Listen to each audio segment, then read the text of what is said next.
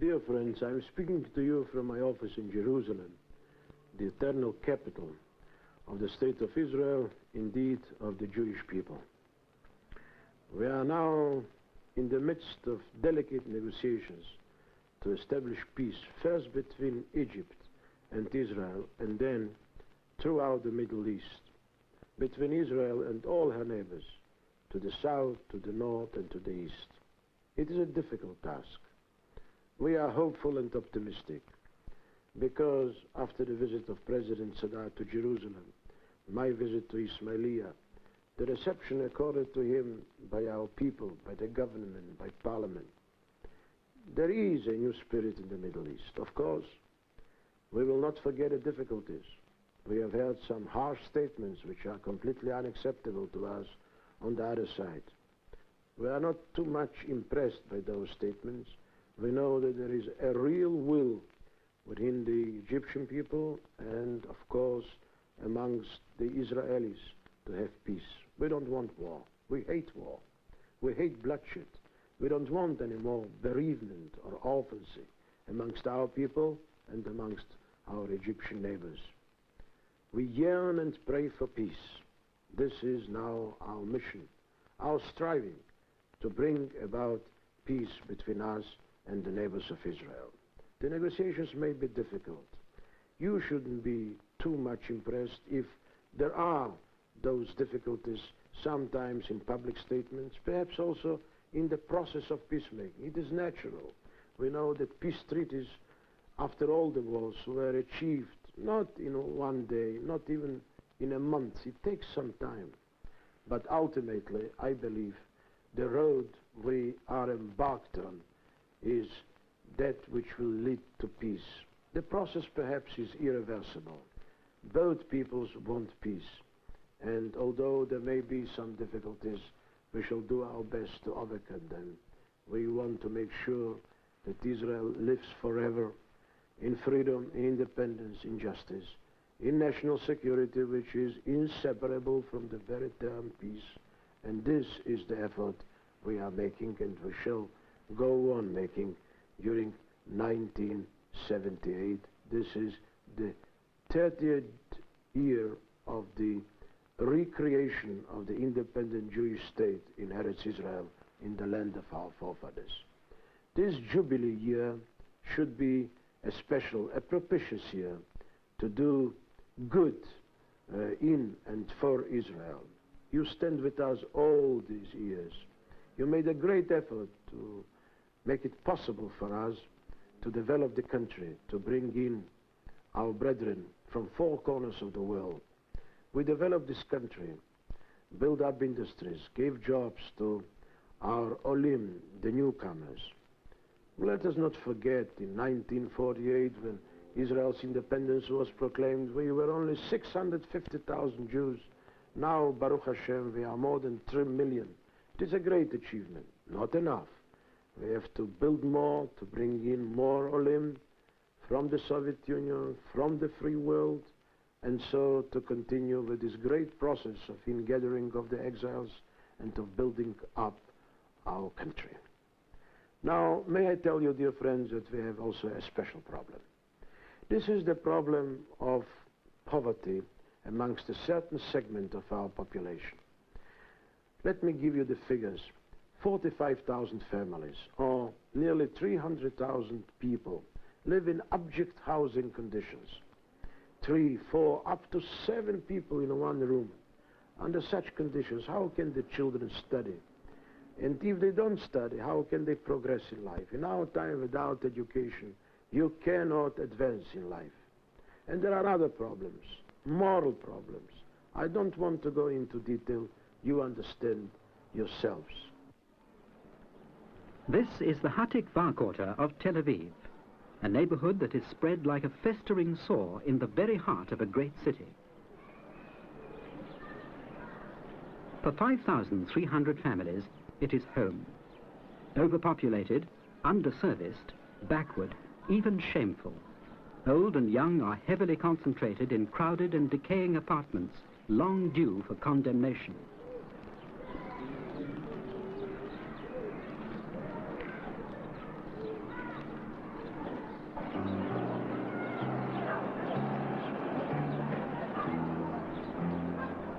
Escape is found in aimless activities, bordering on the unlawful. The children do not complete their education. Youngsters take themselves early to the streets. Many have had their run-in with the police. Home life is unbearable, schooling impossible. For these children, progress has ended before it began.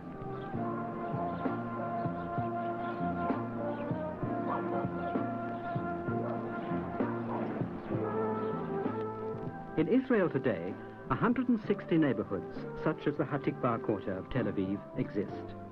More than 45,000 families, totaling nearly 300,000 men, women and children, almost a tenth of all Israel's population, live in poverty conditions. 28,000 families live in the density of 3 persons to a room. 6,000 families live in the conditions of more than 4 persons to a room, and 7,000 families live in condemned housing. These are the hard core of Israel's social gap.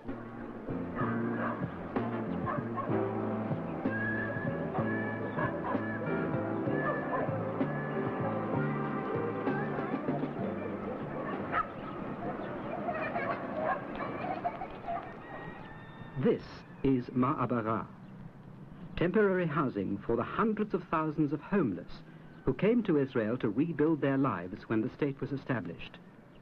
This Ma'abara still stands, temporary in construction, permanent in time.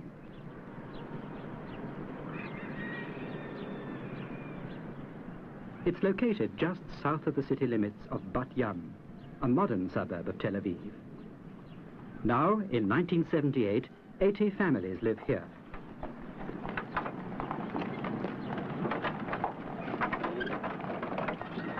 The facilities are primitive. There are no sanitary conditions. Indoor plumbing does not exist. The people who live here need a new lease on life.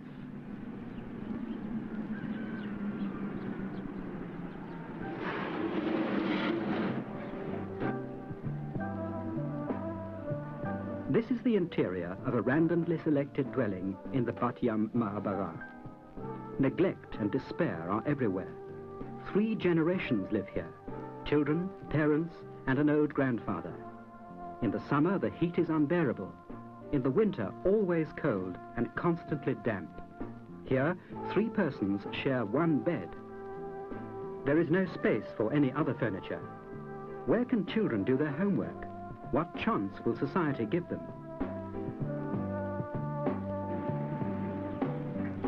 Can we estimate the damage to the Jewish people, the harm to the Jewish state, as each day passes without a solution to conditions that are intolerable to a Jewish society? The problem has an historical dimension. 30 years ago, when Israel became an independent state in 1948, its population numbered 650,000. Within the span of 1 year, Israel's population nearly doubled. By the mid-50s, Israel had taken in almost 1 million immigrants, refugees from Europe and the Arab countries. Suddenly, a small country, besieged and impoverished by war, was faced with a human problem far greater than its resources could allow. There was no budget, no skilled labor to build the necessary housing. Neither was there time. Immediate action was required. Nearly 1 million people needed a roof over their heads. And so, the Ma'abarot became a part of Israel's national vocabulary. Temporary housing, tents, metal huts, walls made of cotton, emergency housing for people whose absorption could not be postponed. The bare minimum became the best there was. Most of the immigrants that passed through the Ma'abarot were later fully absorbed into Israeli society. Initiative and endurance were the keys to their success. But such as this substandard housing in the heart of Jerusalem have persisted. The Mish Ali family live here in an area less than 26 square meters. The family emigrated to Israel from Morocco 25 years ago and have not succeeded since in achieving suitable housing. Their youngest child is aged 1 year and 8 months. The ceiling above his bed is decaying from water seepage. At first, the families from the period of mass immigration suffered poverty conditions. Now it is their children and their children's children.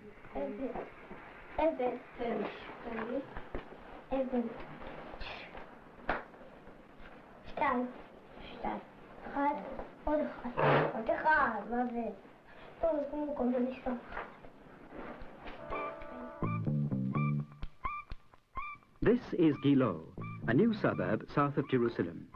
It is home for hundreds of new immigrant families, young Israeli couples, and those evacuated from slum housing. It's an indication of Israel's ability to cope with housing problems on a large scale.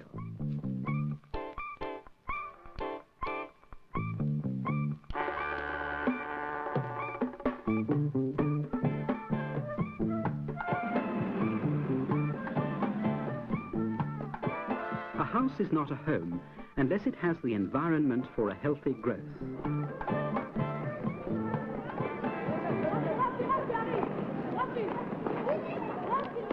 The new neighborhoods are complete with community and youth centers, sports facilities, modern shopping centers. Urban life at its best. Israel's progress in housing has been long overshadowed by the more demanding need to preserve life itself. Israel's defense costs, together with the repayment of the national debt incurred in 5 wars, takes an annual 2/3 of the national budget. The remaining third must share the cost of education, social services, health and development. Even if peace should come to the Middle East, Israel's resources are not nearly enough to provide for the many humanitarian needs of its developing society. Lack of resources threaten Israel's ability to cope with the housing problem.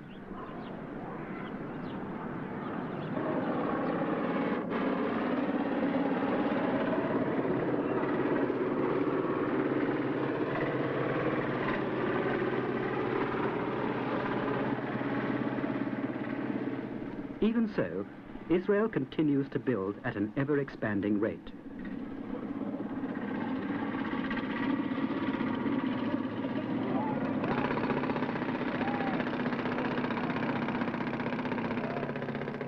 New apartments for new immigrants, young Israeli couples, and families from distressed areas are creating new and vibrant neighborhoods throughout Israel. Thousands of apartments are being prepared to welcome new families. New methods and means are providing the momentum.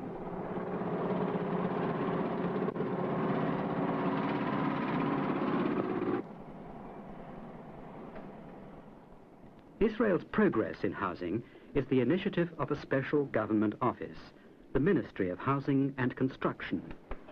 This office has prepared a program of action for the rehabilitation of all of Israel's 160 distressed neighborhoods.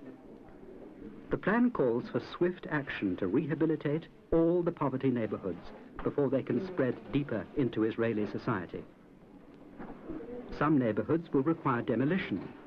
Others can be brought up to standards.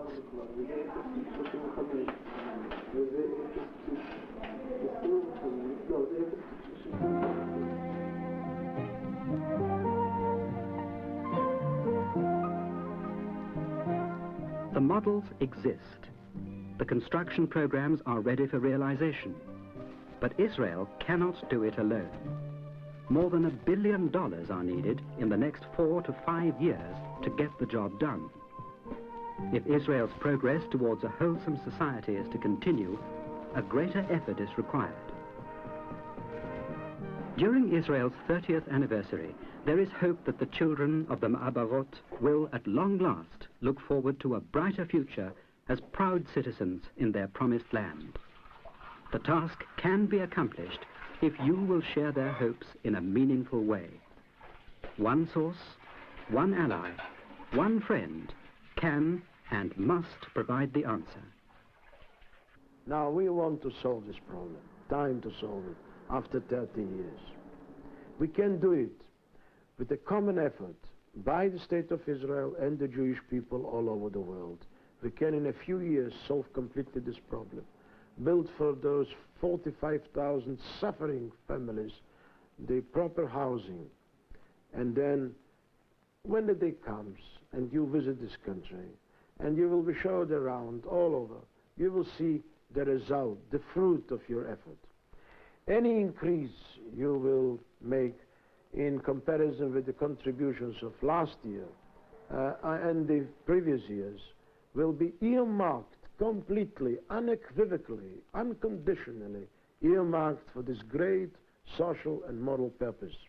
And then in the course of a few years, those 45,000 flats or apartments will be built, the people will come into them, we shall have happy families, we shall bring happiness into the suffering group of our people. This is my call. Please make this effort. We here in the state will do our share, and together we shall solve a problem which doesn't give us rest, because we are a people who, at the beginning of our history, thousands of years ago, were ordered, justice, justice you should pursue. And we believe in justice. We want to do justice. So please help us in this great task. It is intolerable to have in the midst of the Jewish people, in the heart of the Jewish state, around or in quarters of our cities and towns, such a phenomenon of intolerable poverty. Let us make this common effort. I hope you will heed my appeal. It comes from the heart. We want to solve this problem once and for all. Of course, it depends on your response. I believe it will be great, as it has always been at a time of necessity by our Jewish people. So, in this spirit of building up the country, of believing in our future, in the prospects of peace, in bringing in our brethren from four corners of the world, in this jubilee spirit of the 30th year of proclamation of independence after 18 centuries of dispersion, of humiliation, of persecution, ultimately even of physical destruction. In this spirit of optimism and faith, I call upon you, do make the effort, and you yourselves will have great joy in the fruit of that effort. God bless you all, and thank you very much for all you have done and will do in the future for our country, for our future, for our children.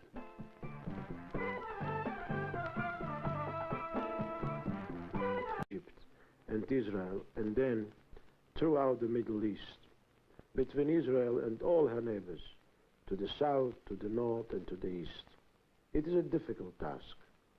We are hopeful and optimistic, because after the visit of President Sadat to Jerusalem, my visit to Ismailia, the reception accorded to him by our people, by neighbors of Israel, the negotiations may be difficult. You shouldn't be too much impressed if there are those difficulties sometimes in public statements, perhaps also in the process of peacemaking. It is natural. We know that peace treaties, after all the wars, were achieved not in one day, not even in a month. It takes some government by parliament. There is a new spirit in the Middle East. Of course, we will not forget the difficulties. We have heard some harsh statements which are completely unacceptable to us on the other side. We are not too much impressed by those statements. We know that there is a real will within the Egyptian people, and of course,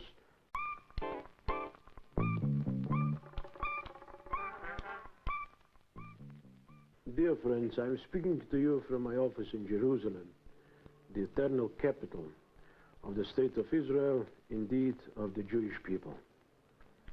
We are now in the midst of delicate negotiations to establish peace, first between Egypt amongst the Israelis, to have peace. We don't want war. We hate war. We hate bloodshed. We don't want any more bereavement or orphancy amongst our people and amongst our Egyptian neighbors. We yearn and pray for peace. This is now our mission, our striving to bring about peace between us and the